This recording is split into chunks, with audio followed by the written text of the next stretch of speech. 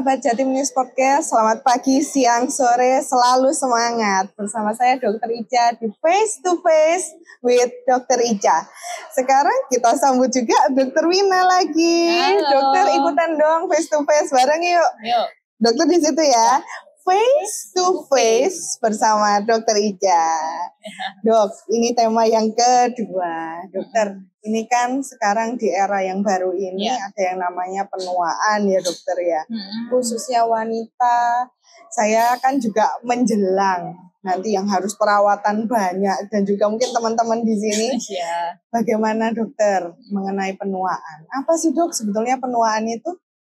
Ya, jadi penuaan sendiri itu sebenarnya ada dua macam ya, Ica ya. Jadi penuaan intrinsik yang karena umur, karena usia kita yang semakin bertambah tua. Yang kedua adalah penuaan ekstrinsik yang disebabkan karena faktor dari luar, baik itu dari asap rokok ataupun dari matahari, itu bisa menyebabkan penuaan kulit seperti itu. Polusi dan juga cahaya matahari ya dok, sama cahaya tampak tadi juga ada hubungannya juga ya dokter ya.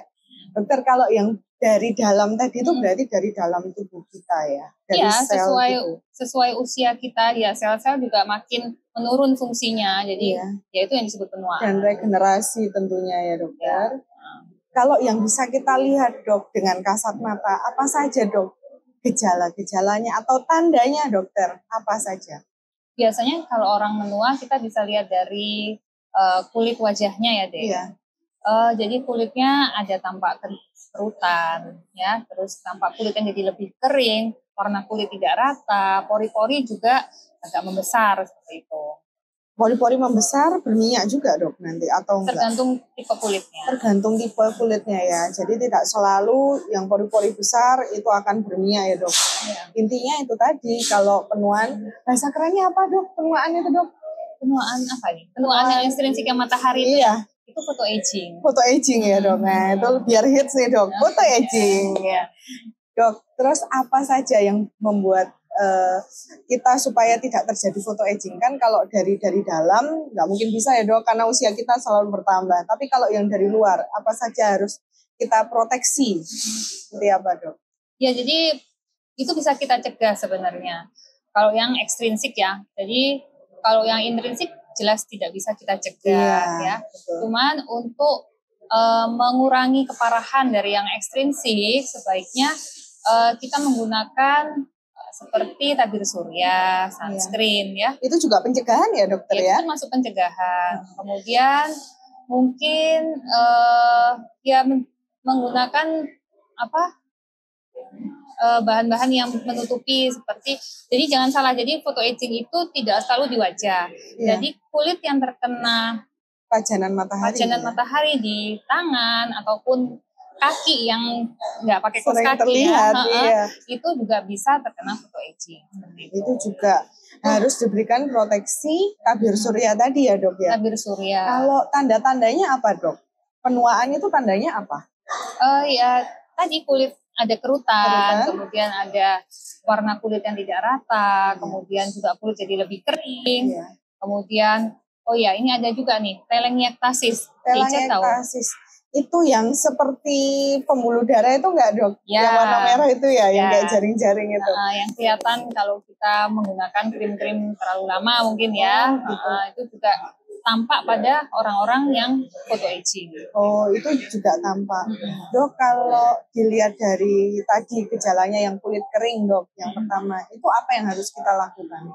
Kalau sudah kering, maksudnya sudah kering. Kalau sudah kering ya kita gunakan pelembab. Kemudian jangan lupa sunscreen-nya atau tabir surya. Sunscreen. Lalu yang kedua, kalau tadi pigmen kulit yang berubah dok, itu bagaimana dok? Ya berarti kita sebaiknya meratakan warna kulitnya ya, supaya nggak bilang bronteng ya. Biasanya warnanya agak hitam gitu ya dok kalau photo aging.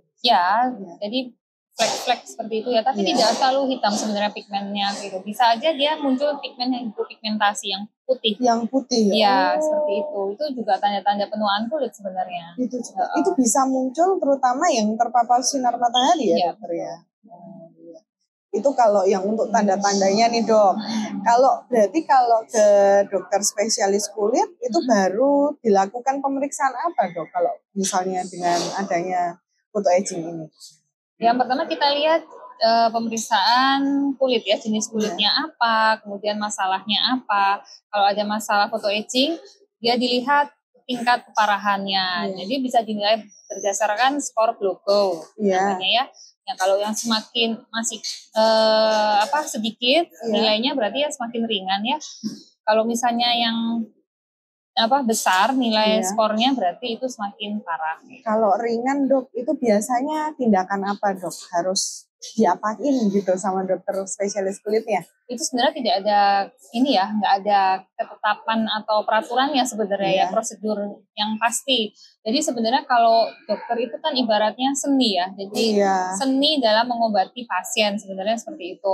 Jadi kalau misalnya usianya sudah 35 tahun ke atas, memang sebaiknya kita menggunakan treatment-treatment tindakan seperti contohnya peeling atau laser atau botox. Jadi tergantung dari urutannya, mungkin urutannya sudah terlalu dalam, kayak gitu mungkin perlu kita gunakan itu.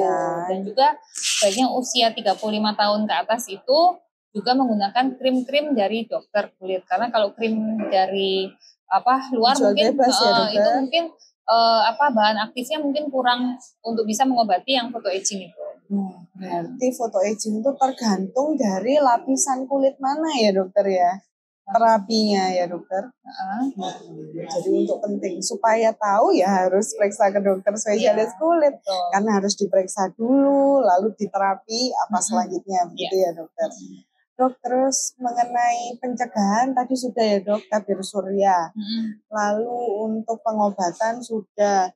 Terus ada nggak dok tips dan trik kapan kita harus mulai hati-hati nih, habis ini photo etching nih, hati-hati. Itu kapan dokter? Kalau dilihat dari photo etching kan karena penyebabnya sinar matahari ya, ya. Jadi kalau kita tadi yang seperti saya bilang, mungkin untuk mengurangi atau mencegah itu bisa menggunakan tabir surya. Sedangkan tabir surya sendiri sudah bisa digunakan pada saat usia anak-anak ya.